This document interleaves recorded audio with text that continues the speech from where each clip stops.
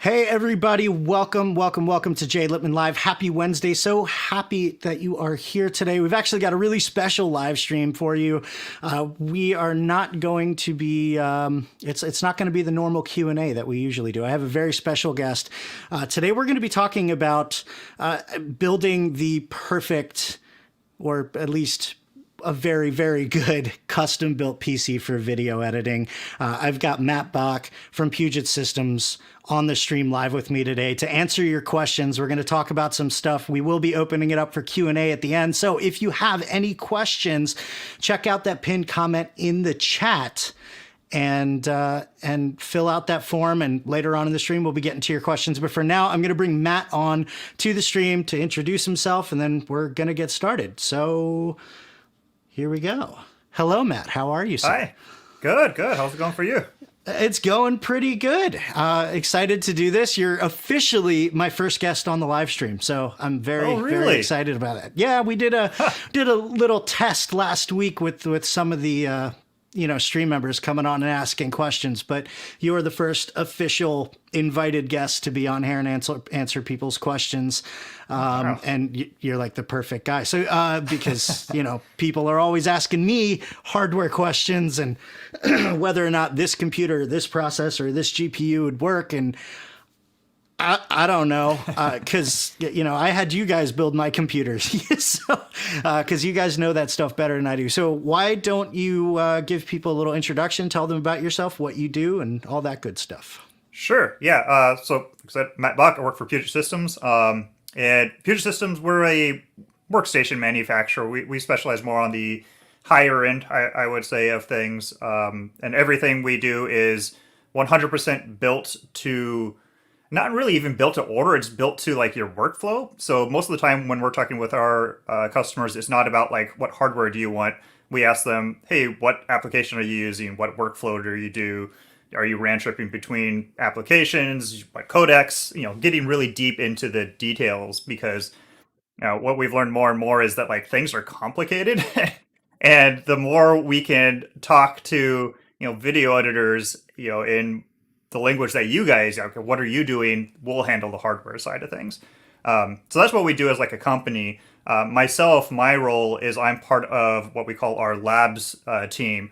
And we look at like whenever Intel or AMD or Nvidia, all these hardware guys release new products, we look at that in the context of like Premiere Pro, Photoshop, and we do a bunch of testing. We have our own benchmark suite that we use and we've developed, and we take all that information. We not only use that for our own like workstations, but we also publish articles about it so anyone can benefit, because there's lots of different ways that we can't directly help people with like our workstations. Like we don't sell international.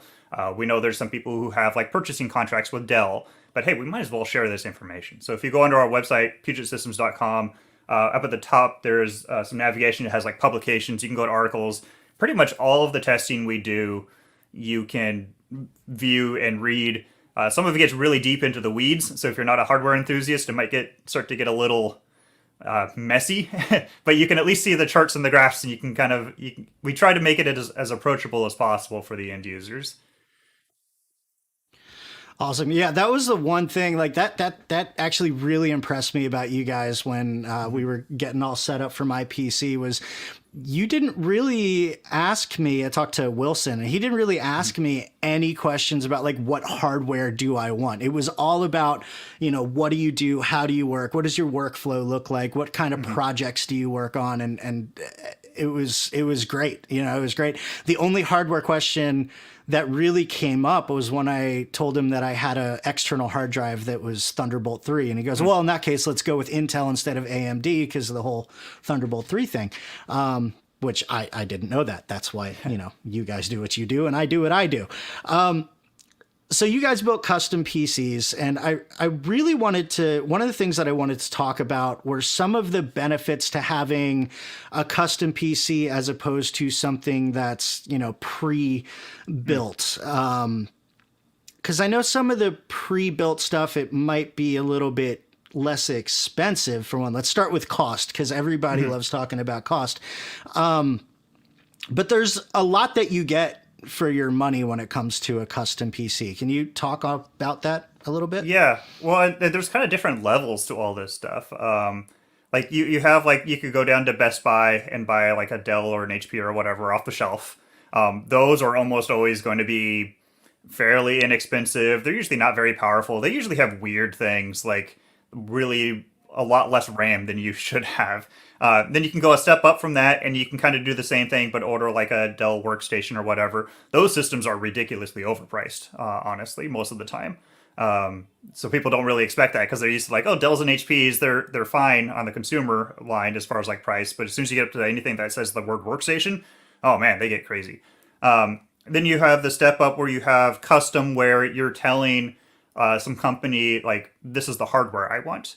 That's going to be like your Cyber Powers, Main Gear, all those kind of guys.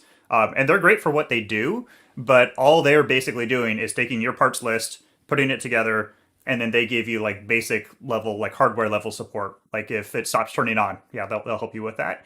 And then there's the step up from that, which is where we are. And there's very few people kind of where we are, where hardware is the secondary almost part of it. Like, yes, the workstation is the physical product, but there's really nothing too special about the hardware itself. I mean, we do a whole lot of qualification ourselves about like, oh, we want to use this model of part from this brand because it's more reliable or has whatever features. But more of it is we help you figure out the exact right combination of parts to get what you're trying to do done. That's the like front end of things. But I would say even more important is the back end. Like, okay, you've got your computer, but what about like if something goes wrong? Because I mean, we all know how stable like Premiere Pro is. I mean, there's never any issues that come up ever. But, you know, in the off chance you might have an issue, well, we actually have experience with that stuff. We have so many customers out in the field. We've probably already run into that issue that you're having. So we can say like, oh yeah, just try these couple of things and probably one of them will fix it. Like we had a weird one the other week where it was, if your input device in Premiere Pro, sometimes it can like really mess with performance. Like you'll get really low performance until you like change your input device for audio, and then you can change it back, and then it's fine. I don't know why, but you know, it's things like that. Things like if you were either built your own or you had you know, an off-the-shelf computer, you'd be banging your head against the wall for I don't even know how long. You know, it depends on when you finally stumbled upon the right thing on Google that had the fix. So a lot of it is about the value of not having as much downtime if something goes wrong. I would say is the biggest thing. Yeah, that having that support in your back pocket is definitely is definitely a nice peace of mind thing. I almost called you guys the day that I opened up my PC because I wasn't getting any image on my monitor. Turns out I didn't have the DisplayPort cable pushed in the whole way, and that's all it was. But I was like, oh no. Yeah, but it's just that lifeline. Yeah, exactly. And you know, it's surprising how many people we almost have. I mean, because we have part of our program is we reach out. Like we have a schedule of I'm not sure what it is, so don't take me on the exact dates. But it's something like a week after, and then a month after, and 6 months after. Or we just send a hey, you know, how is everything going? And you'd be surprised how many people respond with, oh, well, I didn't want to bother you, but there's this little thing. And it's always like, it's the little things that annoy you. You know, if there's something little for like 6 months that you're dealing with, no, let us help you figure it out. Usually it takes like 10, 15 minutes and it's fixed. And sometimes it's the simplest things. It's like, oh yeah, the power LED is brighter than I wanted. And it's like, okay, well, let's figure something out. Is that real? Is that a real complaint? The power LED?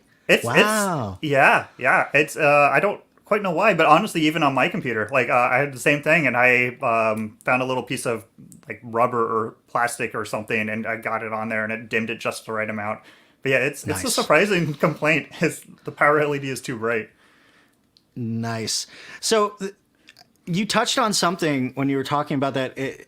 Is the optimization for specific tasks, and I know that's one thing that you guys are really, really good at. Like you don't just build PCs for video editing. You build PCs for Premiere Pro or DaVinci Resolve, and not only that, but DaVinci Resolve, the free version, and the studio version, because I know that the technical requirements or the resource requirements for both of those are very, very different. And that's definitely not something you're going to get in pre-built. Like, it may be advertised as powerful enough for video editing, but like, which software, 9 times out of 10, it's Adobe, because Adobe just works with they're like the Apple of NLEs. But yeah, that's something that I think is really important for people to know. Like, just because there's something that's powerful enough doesn't mean that it's optimized for what you're doing. Oh yeah, and we've had tons. I mean, almost all of this stuff. I kind of related to it like being able to work on your own car. Like myself, I could probably learn how to work on my own car.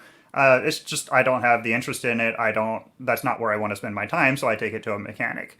Same kind of thing with like computers and stuff. Like anyone could spend the time and learn it. And if you're interested in it, great, go for it.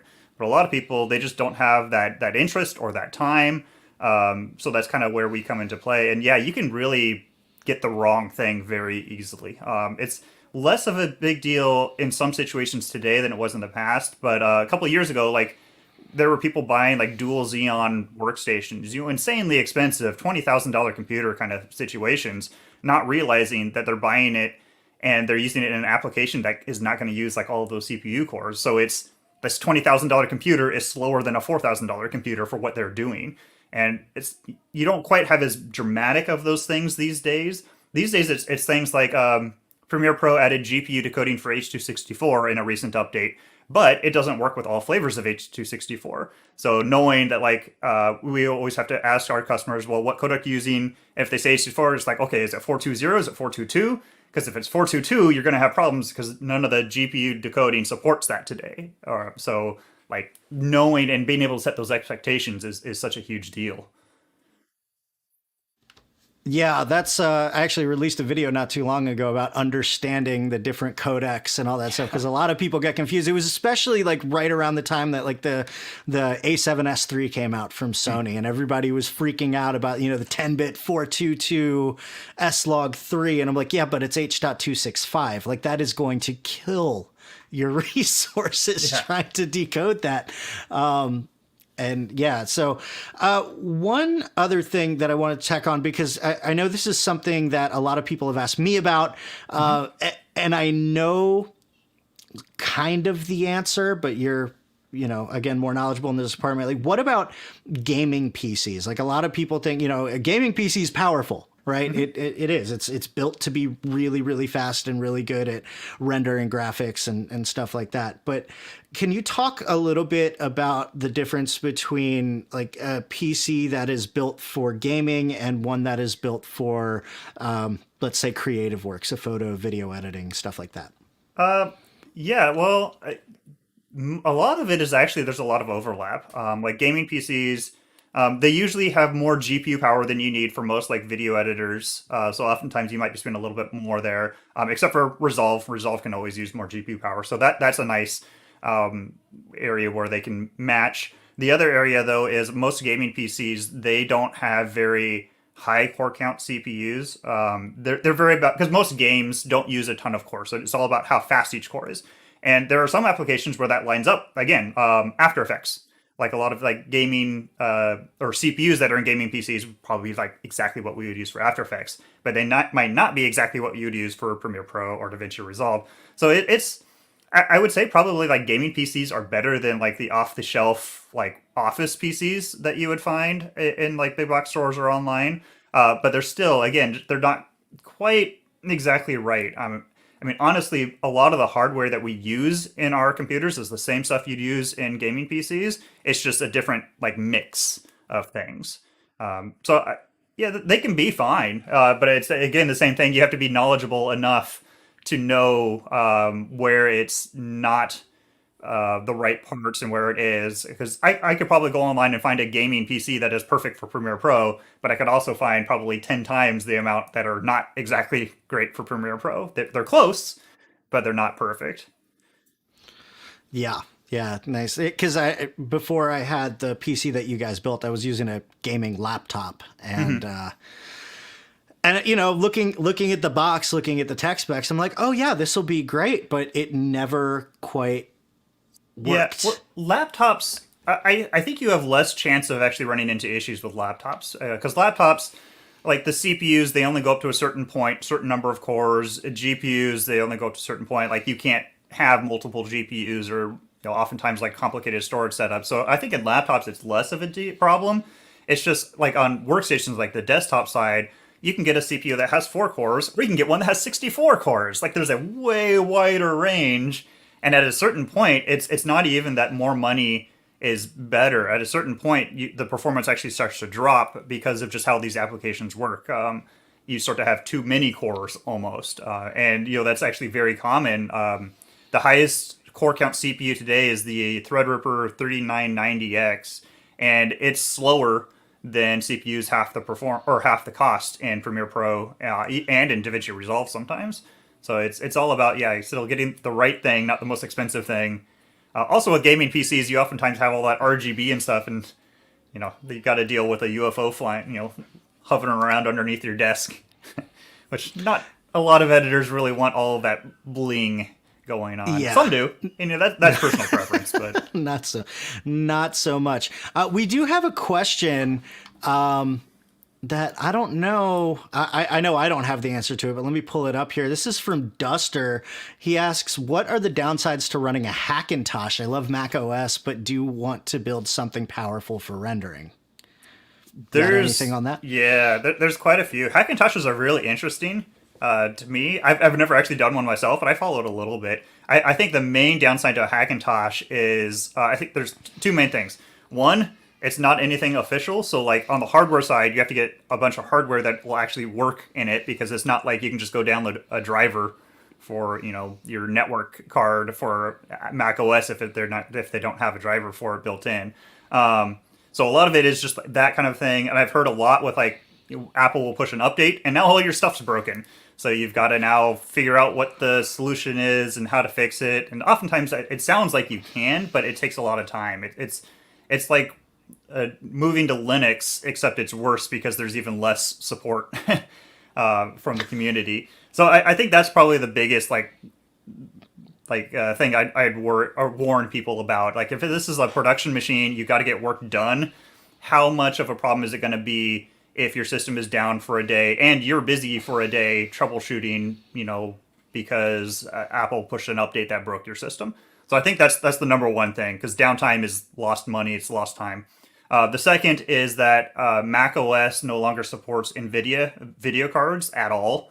So you're going to have to use an AMD GPU, and AMD GPUs are not particularly great for pretty much any video editing software today. Premiere Pro, After Effects, DaVinci Resolve. Like Nvidia is always like significantly faster for your dollar. So that's kind of the two things: troubleshooting and issues coming up randomly, and you can't end up using the best hardware for most of these applications. Oh, I forgot to unmute myself. Yeah, I've always been wary about the Hackintosh thing. Mostly, I just felt like it would be a lot more maintenance, and I don't like maintenance. So there's another question, something that we were actually talking about before this stream from Matt Jackson that I wanted to bring up here. How's the scarcity of video cards affected you? Because we all know it's really hard to find them, especially that 3000 series. So can you talk a little bit about that? So it's really interesting. So video cards are super scarce. The thing is, for us, we actually are getting all the supply we need. So we actually don't have any delays on our workstations because of GPU shortages today. We had that issue maybe a month ago, and it started getting better. Again, about a month ago is when it started getting better. And a lot of that is like the supply chains are different for like end users, like buying from Newegg or Amazon, versus system integrators like us. And we have very good relationships with all of our distributors, all the people that we buy parts from. We have great relationships with, and it's been 20 years that we've been in business of us paying our POs ahead of time to get people to like us so that we can get allocation. So we right now we actually don't have any issues with video cards. We're even opening up upgrades for our own customers. So if you have a Puget Systems workstation and you want to upgrade, we can provide upgrades, I believe, now on pretty much all of the cards. we're not allowed to sell them as parts, unfortunately, so don't even ask that. But at least for like our systems and upgrades for our customers, we're actually fine right now. The biggest supply issue we have at the moment is actually CPUs, mostly AMD CPUs, and even that we're able to keep up with our customers, but that one's a little bit tighter for us. But yeah, and it feels like we're doing a lot better than a lot of the people in our industry. But yeah, that's what happens when you spend 20 years developing relationships with distributors and everything. Is you don't get hit quite as hard as some of these other guys that don't pay their POs ahead of time. Yeah, when I was an electrician, I remember the importance of paying POs ahead of time. We jumped to the front of the line for all the deliveries. So my tablet is going crazy. Let's put that on Do Not Disturb for the moment.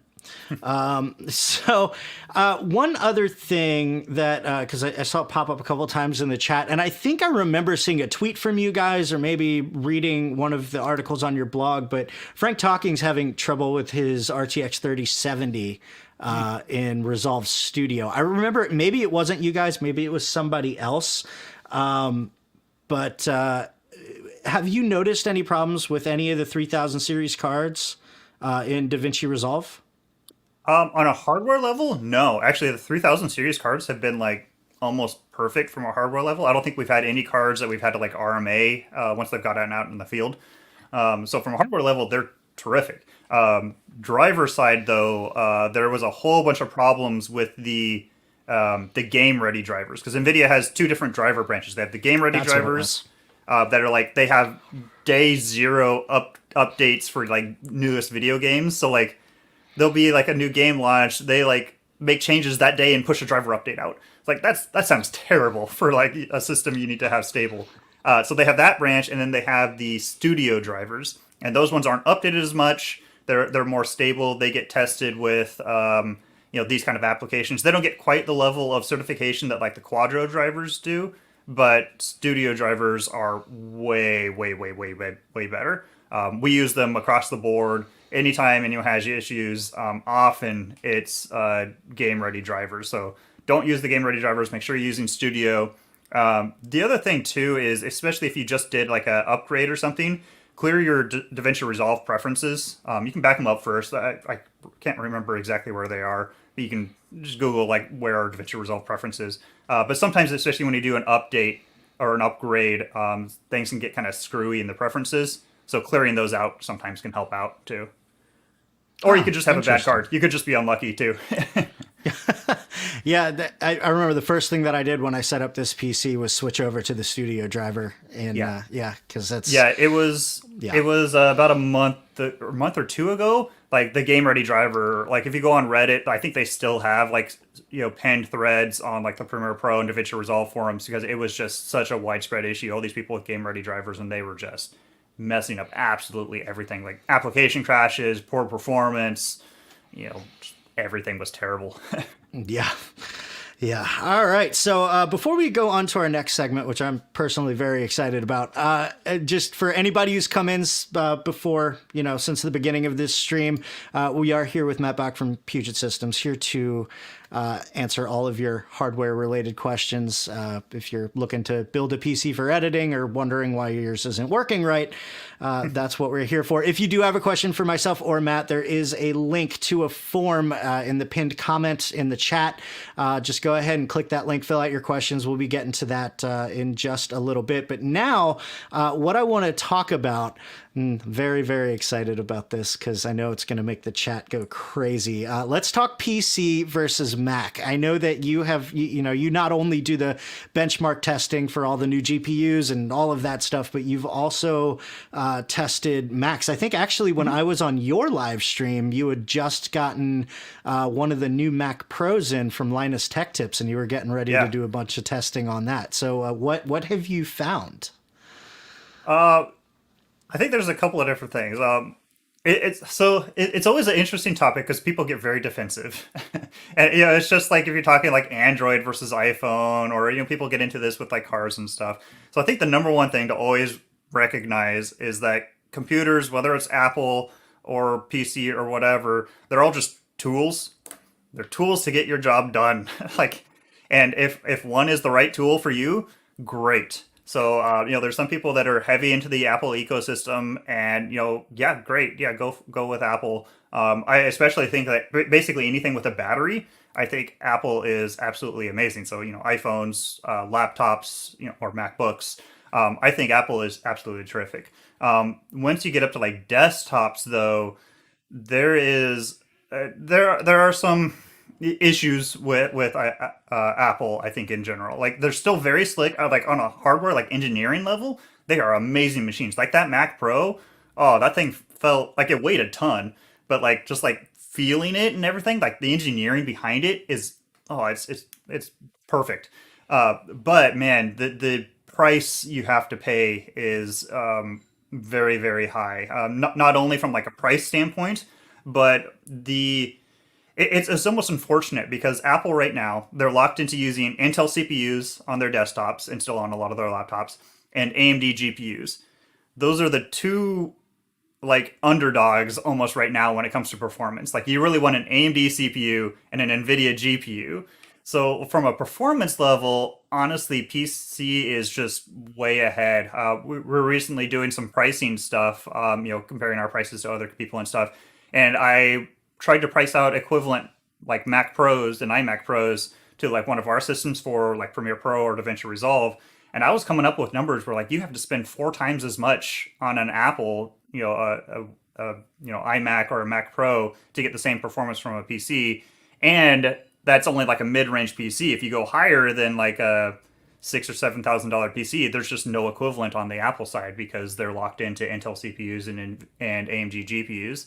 So it's one of those questions where performance wise, there's really no question. PC is faster. A Mac, it's about the ecosystem, and I think a big part is the support. Apple, you know what you're getting. Like it's Apple. You know the support's going to be solid. You know the system's going to be solid. You know if there's a problem, you're going to be mostly taken care of. Whereas on PC, it's so Wild West. The experience you're going to have buying from someone like us, where it's equivalent to Apple or even better because we're even more specialized in like video editing world versus like you're buying from a mom and pop shop down the street. It can be so widely different. So I think that's really what it comes down to is Apple, you know what you're going to get.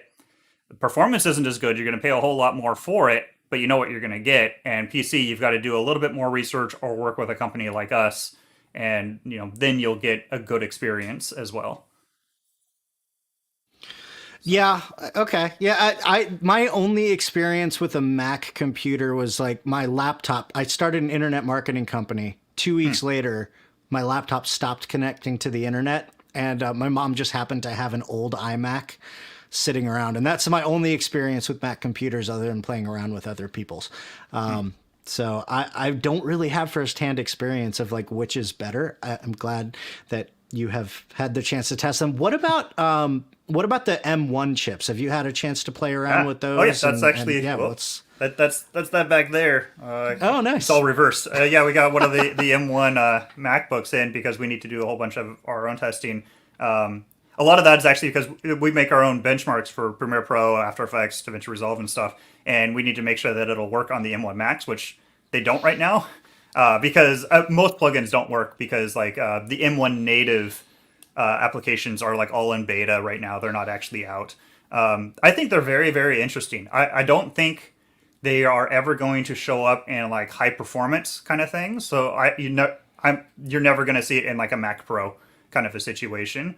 That's not what they're for. They're made for low power. ARM is just that's what it's for. But on like the MacBook side, like laptops and stuff, I think it's terrific. Like I've been using that not for like work stuff, but like the battery life is amazing. There's no fan on that. That one's the MacBook Air. Like it's really solid, and performance wise, it looks like it's going to be really nice. Again, it's not going to replace a workstation, but for someone who has to go on the go and stuff, like that thing is probably going to end up being as fast or faster than those really souped up crazy laptops with like all the crazy fans that are like this thick and stuff. So I think it's very interesting, but it's not going to affect like workstations. It's not going to affect like our business, I think, quite as much, or like people that are working with, red footage, red 6K or Blackmagic Raw, like I think it'll be okay, but you're going to have to do a lot of like optimized media and proxies and that kind of thing. Got it. So overall, you're saying, PC is just, it's going to be faster at the, at least price point wise. Is there, are there any NLEs other than Final Cut? Obviously, we know Final Cut's Mac only, and it was built for Mac, so obviously that's that's a no-brainer. But as far as any others like Avid or Premiere, Resolve, are there any NLEs that work better on Mac than PC, or vice versa? Anything like by wide margins? Performance wise, not that I know of. Like if you're gonna spend, I don't know, make up a number here, $4,000, you're always going to get quite a bit higher performance out of PC on like any of those. There are some people who talk about, well, DaVinci Resolve is developed on Macs, so it should be more stable and this and that. Like, I'm not sure if that's actually true, but I mean, that's the only thing I can think of is that like some of these developers are doing things on Macs, so it kind of stands to reason that there might be a little bit more stability there. But honestly, when you're talking about like stability, like we see all the time people complaining about how much things crash, and yeah, they do. But it seems like most of the time when people are really like hating on Premiere or DaVinci Resolve, it's because they don't have the right like computer for it. Either it's underpowered or they're doing something like they have really high end RAM, like really fast RAM, but that's faster than what the CPU is like designed to handle. So they're overclocking without even realizing it.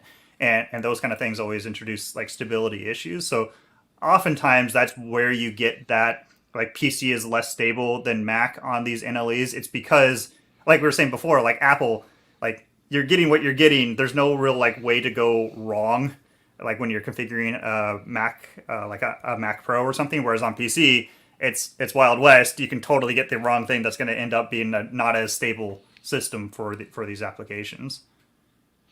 Nice. Okay. So where was I? I lost my place. Look at that. But okay. So a lot of the people in the chat right now are Resolve users. That's how they found me usually. And so you're saying Resolve is way faster on a PC? Is that what we're? Yeah. So do I have anything? I know we had kind of set up. I think it's been a little while since we did any testing with the Mac on DaVinci Resolve, just because our benchmark doesn't support Mac OS at the moment. But yeah, it's the fact that AMD is used on Mac systems for the GPU just automatically puts them well behind PCs. Like even like on a hardware level, it's probably, I don't know, 60% the performance versus a PC. Plus, Apple is always a generation or two behind because that's their the way they do business. They don't go cutting edge. They are Right. almost always a generation behind. And right now there is so much work being done on the GPUs. Like the latest Nvidia cards, the RTX 3000 cards, those things are just absolutely bonkers for DaVinci Resolve in particular. Like it's amazing. Like you can spend if you're going to spend like $1,000 today on a GPU versus $1,000 a year ago, it's like twice as fast. And that's unusual that in a year the same amount of money will get you twice the performance. So it's a combination of those kind of things where Apple is just behind in terms of like latest tech, and they're on AMD GPUs. Until they change those two things, there's just honestly Resolve is just always going to be faster on PC. And I'm talking here about when like the GPU is being heavily used. Like if you're doing like noise reduction and those kind of things, open effects, that's where you're going to mostly notice the difference. If you're just cutting, red 4K or H264 or whatever, it's probably not that much different. It's when you get into like the really heavier kind of workflows that it's going to make the biggest difference. Nice. Okay. So another thing that I wanted to talk about, and we've touched on this a little bit already, but basically the idea of this is kind of just going into like building your own custom PC, just in case people didn't want to or couldn't because they live in Canada. I know I see Puget Systems is in the chat talking to Jim Robinson, who's from Canada, and I know you guys you don't ship there. So let's say somebody wanted to build their own PC. One of the things that I've heard time and time again, and again, no personal experience because I've never built my own, but it's not the individual components that matter. It's how they all work together. And I know you've touched on that a couple times, but where do you start? Like if you want to build your own, where do you start? What do you look at other than, your guys' blog because you have all the test results for all that stuff. But how do you start figuring out what parts you need so you don't just be like, okay, I'm just going to get the best of everything and obviously that's going to work because obviously that's not going to work. Yeah. So where do you start? What's the thought process? I mean, honestly, I would kind of cheat and just, like you said, look at our stuff. We have all of our articles, but you can also go, if you go to our website, like the first thing on the nav is solutions, and you can go down and, go to our DaVinci Resolve page, and we have a whole tab in there for hardware recommendations, like what we recommend for DaVinci Resolve. And you just read through that. It's basically the summary of all of our articles. And that will like get you like most of the way there. It's things like, oh yeah, right now you're going to want to go with an AMD CPU. You're going to want to use an Nvidia video card. How much RAM should you aim to have based on like the resolution of your timeline? Those are like the things you kind of have to have ahead of time. And honestly, that's kind of the easy part. But then you need to get into, okay, I want to use an AMD CPU. How high end? Like, should I do Ryzen or Threadripper? And a lot of times it comes down to, just what are you doing?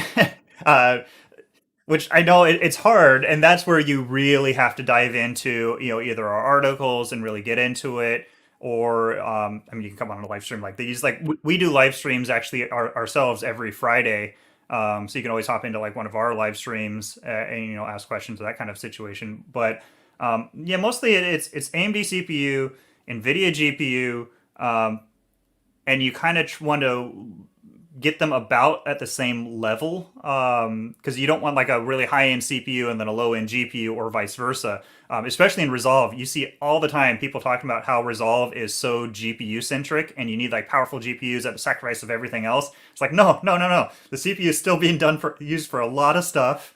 You need a good CPU. So I think that's the biggest thing there. But then also you get into some of the nuances like a lot of people will go for high-end RAM, a really high frequency RAM, and oftentimes that's actually a detriment because you want to look and see what the RAM speed that's supported by your CPU, which on most of them is about 3200 megahertz, and stick with that. So I think that's the biggest things once you get into like the really details. But then you still have the what motherboard brand do I want? What motherboard model do I want? And that is especially where it gets hairy when you're doing a DIY, because you need to look at what features that motherboard has. But man, motherboards are tough because a lot of it you can't find out through specs. It's the kind of things that we have to deal with through our qualification department of, okay, we're going to get in a whole bunch of motherboards and we're going to try them and see which ones have problems and which ones don't. And then we carry the ones that are the most stable. And that's not something you really have an option of as an end user. So if you want to play it safe, again, you can kind of cheat and look at what we sell, and because pretty much everything we sell you can buy from Newegg or Amazon, and you can go that route. The only thing there is, again, we don't target, or we do target like the higher end. So most of our motherboards are fairly high end motherboards, but to us that's worth it. Like because if a motherboard breaks, your whole computer's down, and then you have to RMA the motherboard, and that takes how many weeks? Like that's just a disaster. Yeah, it's funny because, you hear a lot about like RAM, you hear a lot about GPU, you hear a lot about hard drives. You don't hear a lot about motherboards, like how or power supplies. Yeah, how like really in the grand scheme of things is that stuff like super integral? Like, yeah, I mean, I know you need them for the computer to work. That's obvious, but like as far as how well the computer will work for your intended purposes. Well, a lot of times it doesn't affect performance. Most of the time, those kind of things are about reliability and stability. So motherboards are actually the highest failing component in our workstations, like by far. And that is just, I mean, they're super complex. They're connecting everything else. They've got everything from audio to RAM controllers to PCIe to Thunderbolt to USB. Like there's just so many different things that can break.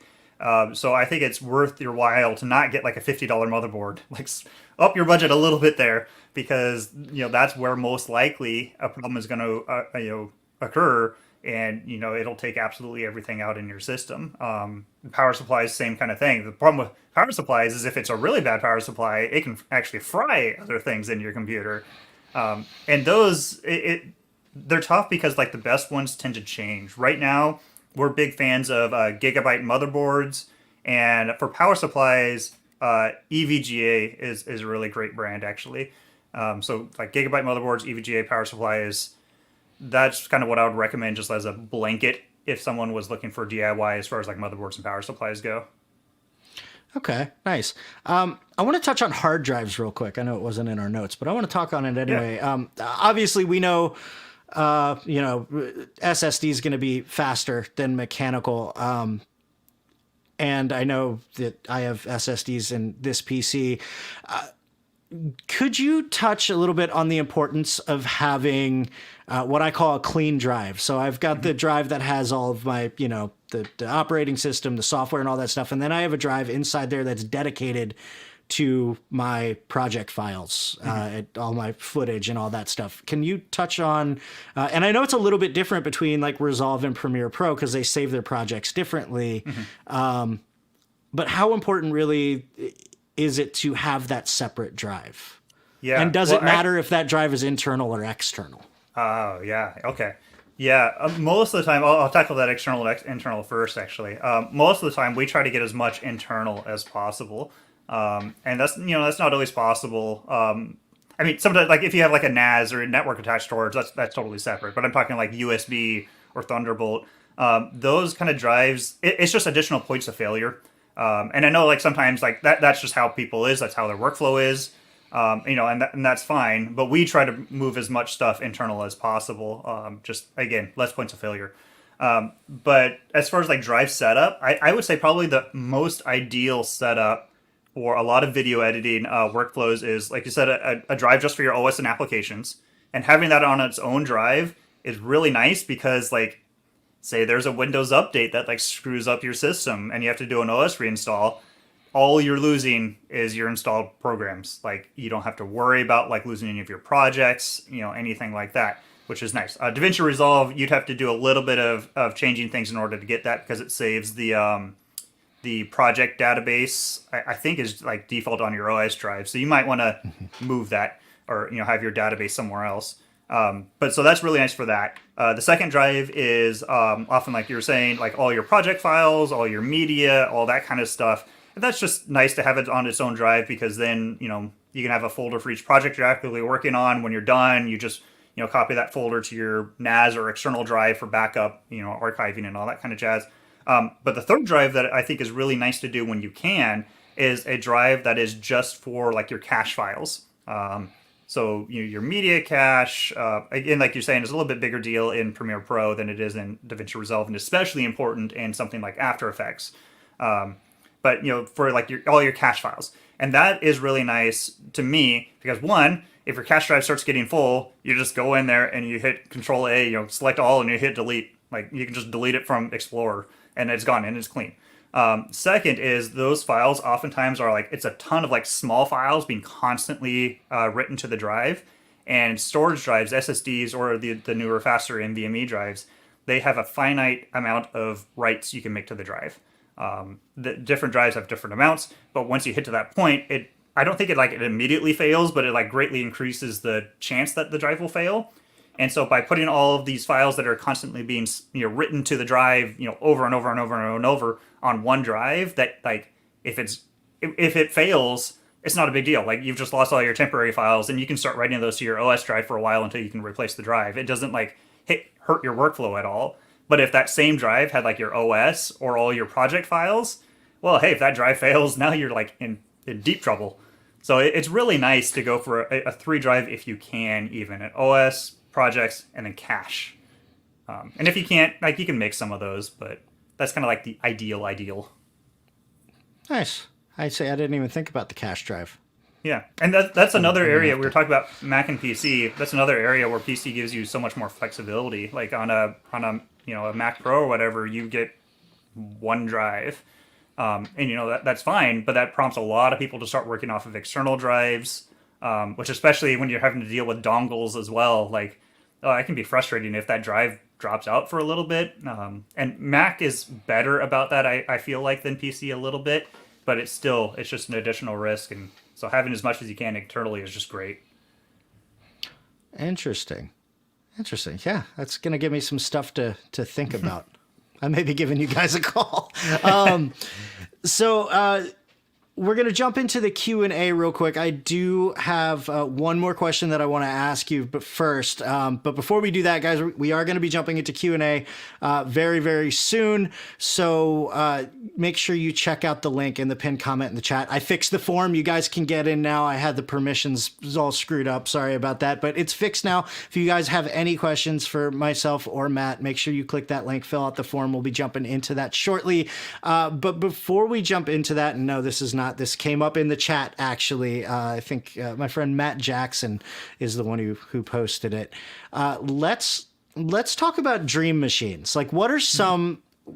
are there any like super memorable machines that you've built, and like what is it used for? Let's tell some war stories. Oh, there are some very memorable machines from back in the day a little bit. Things have gotten a whole lot less kind of insane over the last like 5 years or so. But there were some where we were doing like quad CPU weird liquid cooled things back in the day. Like they were nuts. These days, probably the like most insane systems. We're doing one for Corridor Digital, actually, a DaVinci Resolve system, and that one has triple RTX 3090s and Threadripper CPU and stuff, and like it's pretty much the fastest you can do for DaVinci Resolve right now. And so that's like pretty cool systems. Like those ones are kind of fun because they're really pushing the boundaries of what we can do, not in terms of like hardware capability. Like technically we could do quad RTX 3090, except that like no power supplies can provide that much power, and like you need to be plugging in, you need a like special 220 volt power supply, and like, well, hey, your dryer, you can no longer use at your house because you've got to unplug your dryer to plug in your computer to the 220 volt. Like, we don't want to get into that. But like those kind of machines are always great.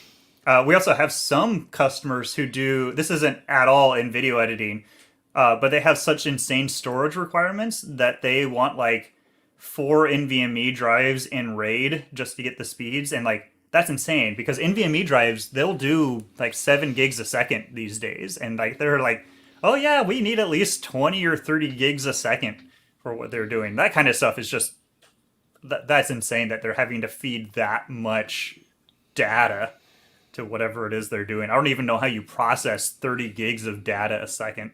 Like, that's just nuts. That is insane. Could you talk a little bit about RAID? Because people have asked me about it, and it's like I know internally what it is, but I don't know how to explain it so people can understand it. So what exactly is RAID, and also NAS? Like, what are the differences? What are the benefits? All that kind of stuff. So RAID is just letting or having multiple hard drives, storage drives work together. You can either do it. There's a whole bunch of different kinds. There's RAID 0, 1, 5, 10, all these different kinds. But it's basically you have 2 different kinds, and then you have a mixture of them. One way is you do it for speed. So you have 2 drives, you put them in RAID 0, and they basically work in tandem. So if you have 2 NVMe drives that are 3.5 gigs a second, you put them in a RAID 0, now they can theoretically do 7 gigs a second. So they're twice as fast, but those kind of RAIDs are more prone to like data loss. Like, 'cause you're splitting up your data across 2 different drives. So if one of those drives dies, you're missing half your data. So like you can't do anything with only half your data. So basically all your data is gone. You also have RAID 1, where it's a mirror. So instead of splitting the data, it writes the same data to both drives. That's a lot of people think it's backup because, oh, well, if one drive dies, you've got the data on the second drive. But it's really not. It's not backup. It's like redundancy. So like if a drive dies, it basically means, okay, you've got to fix this immediately. It's not It's a problem. And then you have mixtures of those where like you get speed and you get some redundancy. Oftentimes you need to use multiple drives to do that, like 3 or 5 drives. The biggest problem with RAID, I think these days, is one, from a performance standpoint, it's basically obsolete. You can get NVMe drives now that do 7 gigs a second, which is well beyond anything you need for video editing, especially. Like it's way more than you ever will need. There's no way you could have that much data being processed and not be like CPU bottlenecked long before that. So from a performance standpoint, it's not a big deal. The redundancy side, that's where you see it like used in like NAS or network attached storage or SANs, I forget what it stands for, but you'll see that because you're storing a whole lot of data, like terabytes and terabytes and terabytes of data, and you need it to not disappear. So they often have very complex RAIDs in place, and like they give big warnings if a drive fails. Most of those companies, like we do some stuff with LumaForge, like they'll get you a replacement drive and you can pop it in and it'll rebuild and everything. So it's it's right in the right places. I think in like a workstation, it's basically obsolete these days. It's really reserved for big storage like NAS units. And NAS like connects via your network, correct? Like that's Yeah, usually okay. Ethernet. You can also do fiber, which is, I mean, it's just a variation of that. There are some where they'll attach via Thunderbolt. There's so many different kinds. There's some where you have to put in a special card into your computer that like direct connects to it and things like that. But most of them are over the network, and that's a big reason why a lot of our systems we need to make sure that they have support for 10G networking. So most computers these days have gigabit networking. 10G is like oftentimes what you'll want if you're like accessing a NAS to like actually work off of. And then there are some people who are going up to, oh, I think there's like 25G and 100G. Like there's really, really fast versions, but they get very expensive very fast. But most of the time you just want like 10G networking for that kind of stuff. Okay, but overall, for an individual person working, you would recommend NVMe over anything else? Yeah, probably. I think those kind of things for smaller groups of people, you 1, 2 people outfits, they're more about using those things as archiving and backup than anything else. It's when you're getting to the point where you've got 3, 4 more editors that are trying to work on a project at the same time. That's where NAS are really nice from a like people actually working off of kind of situations. But they get pricey fast, really, really, really fast, because they need to be highly redundant, high performance, allow multiple users to connect and have good like reporting. So like if something's going wrong, you know it, so you can fix it. So yeah, they get pricey. Most of the time, the NAS units in like the corridor one I was talking about before, like that system we're going to be sending them is I forget what it is, $12,000 or $13,000 computer or something like that, and it's a drop in the bucket compared to their network, their network setup and their storage setup. Like those things are, $20,000-$30,000 on up to get like one where you will actually want to work off of it. Nice. So is that system, I was only able to pop in for a little bit. Was this system that you were testing the Corridor Digital project file, was that the one that you're building for them? Same That thing. was It was Corridor, right? it was technically a different system. It was one of our test beds that we used in our labs department, but it's basically the same But hardware. Yeah, same setup, yeah. Okay. yeah, Nice. Nice. And you said 3090s? yep. That's the most we can do without blowing power. Wow, that's awesome. That's awesome. All right, let's get into some Q&A. I know there was at least one question in the forum. Guys, get your questions in now. We're gonna jump in and answer. So wow, all right, we got 5 of them. Nice. Okay. Let's see here. Let's share my screen real quick. And there we go. Let's bring my screen up. There we go. Ha, it worked. I love when things work. All right, First question here is from Refrag, and he says, should I be using my, what is that, i3 9100 FPC for editing or my Ryzen 3 3100? Is 4 more threads going to make a difference, and GPU will be the same in both? And in my opinion, editors should be either using a 3090 or 3060, not Ti, because it has more VRAM? So about those two CPUs, honestly, we don't do a ton of testing on that level of hardware. We mostly go like i7 on up. But my guess is, well, there's a couple of things. One, because it's 9100F, I believe that means it doesn't have any GPU, iGPU, which means you can't use it for like hardware accelerated decoding and take some of the strain off your GPU. My guess is that the AMD is going to be faster. That's a little bit of a guess. The one thing you could do, like if you have both of those systems, you could just Google like Premiere Pro benchmark or something, and it'll come up with our benchmark, and you could download and just run it on both systems, and it'll give you a score for both of them, and then there you go. You know which one's technically faster. The GPU thing is interesting though. The 39 because 3090s have 24 gigs of VRAM. The 3060, the lowest end card, has 12 gigs of VRAM, which is more than the 3070, 3080 cards. It's a weird situation.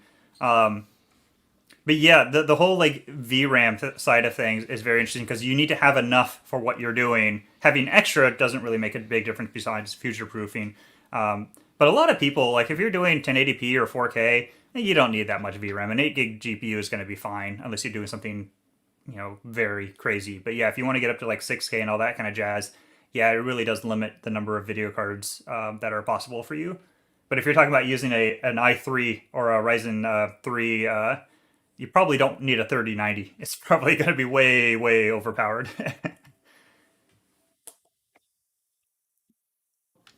Forgot to unmute myself. Just getting into. There we go. Haha. All right. Next question is from, I can't pronounce that, but the question is, do you find Thunderbolt problematic in PC? I know in audio world we've given up on Thunderbolt on PC. Yeah, there's a couple of different things. One, Thunderbolt 2, the last revision of Thunderbolt, was an absolute disaster on PC. Like, we never got it stably working, like, ever. So we, like, never promoted it. Thunderbolt 3, the current implementation, is way better. It's still problematic. The problem with Thunderbolt is there's so many different parts that have to be correct and working together. Like, you need to have the Thunderbolt controller be the right version that matches with the firmware, which matches with the motherboard BIOS version. And so, like, there's a lot of different things that can be wrong. Like Apple, they control all of that, so it's no problem. PC, it's more of a hurdle. And basically, what we found is gigabyte motherboards are the best at like actually having it work. If a lot of other motherboards are like add-on Thunderbolt cards, they're terrible. So we've gotten it to work at a level that we feel confident in. And it's not always perfect. There's some Thunderbolt devices that are like really Apple only. They put zero development into the Windows side, so they probably won't work well. But most things, I think at this point, with the right system, like one of ours, or some with similar hardware, it's pretty good these days. I think I would call it stable on PC with Thunderbolt 3 as long as you've got the right hardware. Gotta keep an eye on that button. All right. All right. Next question from Repair Guy DK. Having a GTX 980, not Ti, will I benefit getting a RTX 3060? Rest of my setup is NVMe Ryzen 5800, blah, blah, all new stuff. But will I get anything in performance with an RTX 3060? Oh, heck yes. GTX 980, that's like 6 years old now or something. That's pretty old for like computer hardware. Yeah, you'll get a lot. I'm assuming Resolve here, but there's some things that'll be also applicable to Premiere. GPU decoding and encoding will be way faster, way better quality. So if you work with like H264 footage and you're using hardware decoding, it's going to be so much better. There's a lot that like the 980 doesn't even support. Like I don't even know what level of like H264 and HEVC the 980 will support. It probably won't support any HEVC actually. But yeah, you'll get a lot there. And especially if you're using Resolve, if you ever want to do anything like noise reduction, oh man, it's going to make a massive difference. Like I'm making it up here, but I would probably guess like if you were getting like 4 FPS with noise reduction with a 980, you'll probably end up getting like 20 or something with a 3060. Like it should be a massive performance increase, especially if you use those kind of open effects or noise reduction. So yes, do Nice. that. Yeah, I think my first laptop had a GTX 930M. Hmm. I think that's it. My 4-year-old now uses that for little math games. So if that, yeah, yeah, you'll get a wow. Hey, Matt Jackson, thank you so much for the super chat, my friend. I really appreciate it. All right, next question. Got a few more here. Next one's from Paul L. Any comment on M1 Mac users reporting excessive SSD wear, as seen on macrumors.com and Slashdot? Many have reported really good results using Resolve on the M1. Should we wait for the M1 based products to mature? I guess I'll try to tackle that. I did see something on Reddit this morning as I was waking up and doing the endless scroll. I'm not super familiar with that, so I can't really comment on the SSD wear thing. My guess is if there is an issue, it'll get fixed. Apple's usually pretty good about that kind of stuff. As far as like whether you should go for it now or wait for it to mature, I would say wait for it to mature. Honestly, like the DaVinci Resolve stuff, like that's in beta still. I wouldn't. And Premiere Pro, like I think we were talking before the stream. I saw the Premiere Pro beta for M1. They added MP3 support today. It's like you couldn't work with MP3s before today if you were trying to use the native M1 version of Premiere Pro. So like it's going to take a while for all those kind of things to settle in and all of that. So if you're talking about a production machine where you're getting real work done, I would wait for second generation. Less on the hardware side, but because of the software side of things. That's my Yeah, take at least. yeah, no, I agree with that. I think that's kind of good advice for anything. Like, there's what is that old saying? You never buy the first version of a car, and it's the same thing. Like, if you need something, especially for work, right? Especially if you're using this and you need it to be reliable and you're not just messing around. You want to use something that's been proven to be reliable, and one is showing good signs, but it hasn't matured yet. A lot of this software isn't fully compatible. Again, Resolve, even not on the M1, Resolve is 17 is still in beta. Like, if you absolutely need stability and you cannot have this fail on you, stick with 16 until the full version of 17 comes out. That's just Yep. good life advice, I think. So, all right, let's go ahead and do the next question. This is from Tish. Hi, Tish. You may have covered this and I missed it, but what additions, changes would you make to an editing machine to make it snappy enough for live streams using vMix or other such software? Yeah, we didn't touch about live streams much this Yeah. stream. Yeah, that's honestly that's not really my area of expertise. I can't really tell you too much. I know we do have people who do that. I mean, we do our own live stream. So Jay, you might have a little answer there. Or the other thing I would say is, so we do our streams on the Puget Systems YouTube channel every Friday at 1. And you might ask it in that stream. I think this week it's not someone internal. I think we're interviewing someone else outside of our company, but maybe pop in the stream next week and ask that. I know we'll have a couple of people on that stream that are way more familiar with live streaming than I am. Yeah, I don't really have much. I know that like the higher end my computer is, the better OBS worked. So, but Yeah. I've moved away from OBS and I'm using StreamYard now, which is all based on the computer. It does use system resources, obviously, but yeah, I don't really have it. I know your internet connection is a huge factor when it comes to live streaming and being able to get higher higher resolutions, clearer images, all that stuff. But I haven't really done anything specifically to my machine to make it better for live streaming. Repair Guy DK, thank you so much for the super chat. Thank you. I really, really appreciate it. Let's move on. I think we've only got one more question left here. Click a couple buttons and yeah.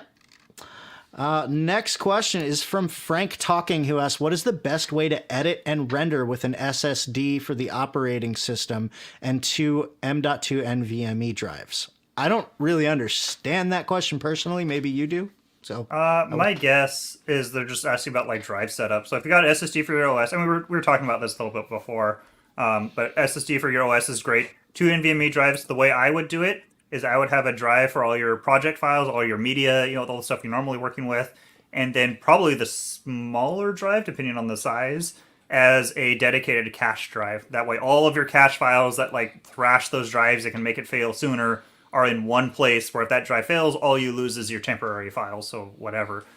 Some people also ask about like, well, should I export to a different location, different drive than the drive I'm working on, like where my media files are?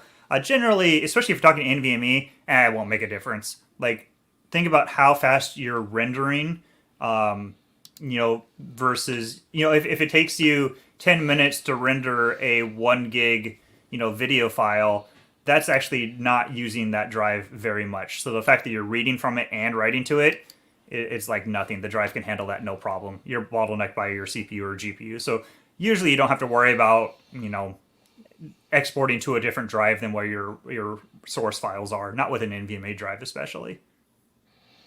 Okay. Nice. All right. Let's see if there are. I'm really considering that third drive. I can't get it out of my head. I think a lot of it is like peace of mind. It's not going to affect performance like at all. It's about peace of mind. And if you go into it planning it from the get-go, because it usually doesn't cost any different to get like two 1 terabyte drives versus a single 2 terabyte drive. So if you know you're going to split it up, it's doesn't cost really anything more. So it's like it's a nice thing to have, not a requirement, I would say. Right. Yeah. Because right now I just have the two. I've got the OS drive, and then I've got the other drive, and I have my cache and my project files on that second drive. Yeah, that's the way I would do it. Like, so SSDs are honestly one of the most reliable parts in computers these days. Like, they are insanely reliable. So it's very unlikely that you're going to have a problem with your hard drive, before like your motherboard goes bad or something. You're more likely to lose your data because you accidentally deleted it than the drive failing. So that's why it's important to have backup, is not because you think the drive's going to fail. It's because you're more likely to screw something up. Like, I've done that. And so that's why backups are more important these days than like hardware failure, I'd say. Okay.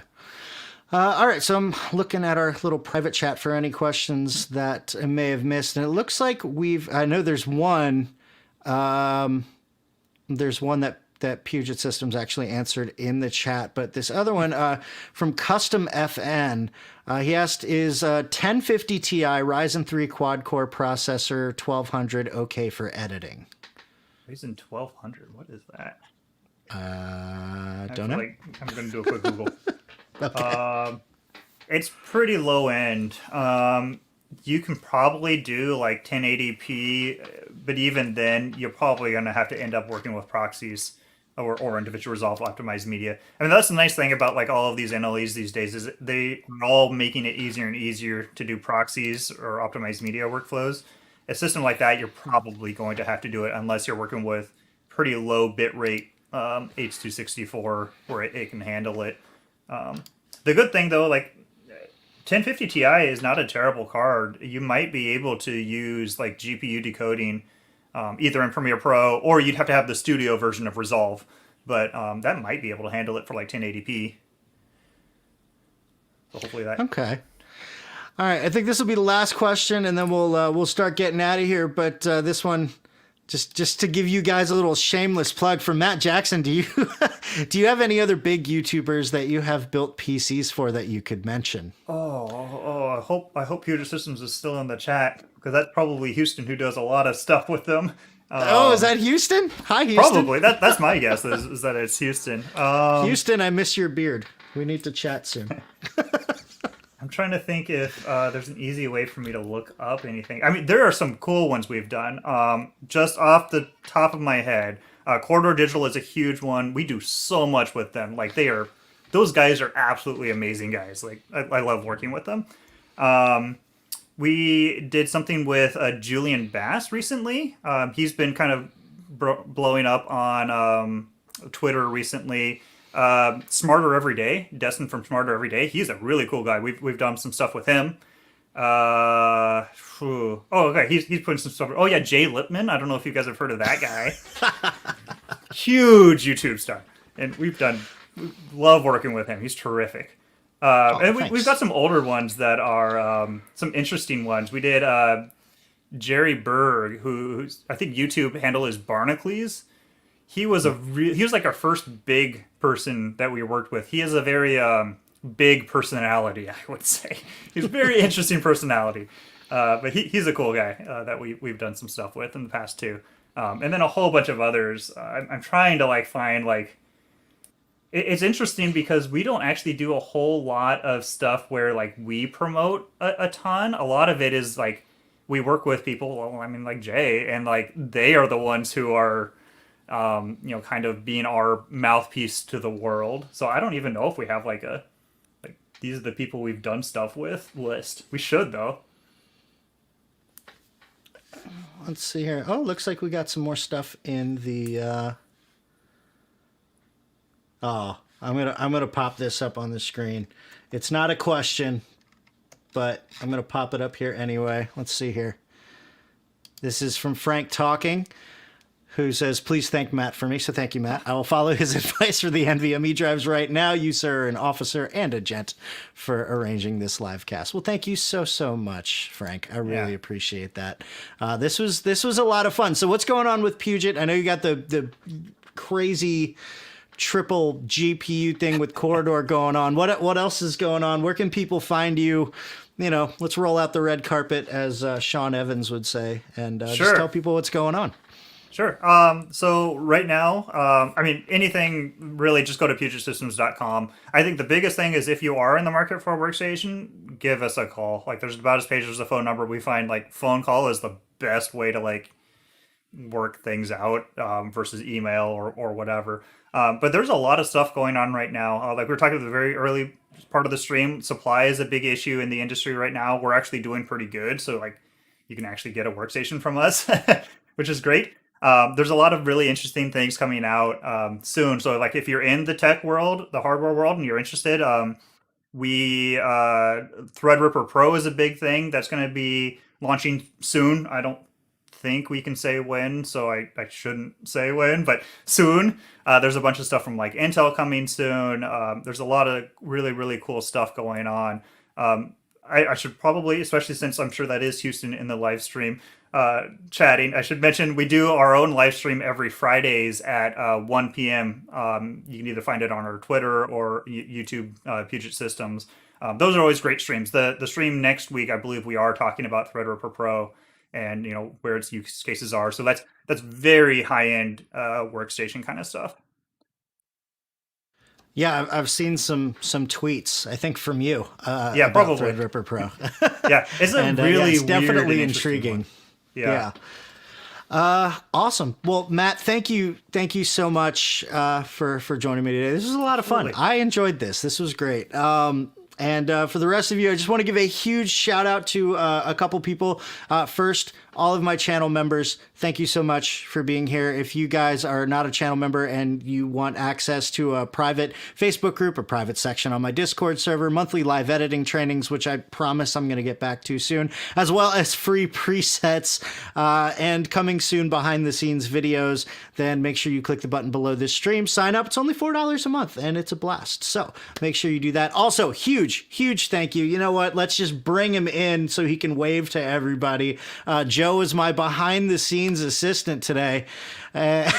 So thank you so much, Joe from Apps That Rule for being here. And guys, thank you for continuing to make Wednesday my favorite day of the week. I love you guys to death. And I'll talk to you later. Keep an eye out for Friday's video, sponsored by Puget Systems, all about how to do freeze frame in DaVinci Resolve. See you guys later. Peace. See ya.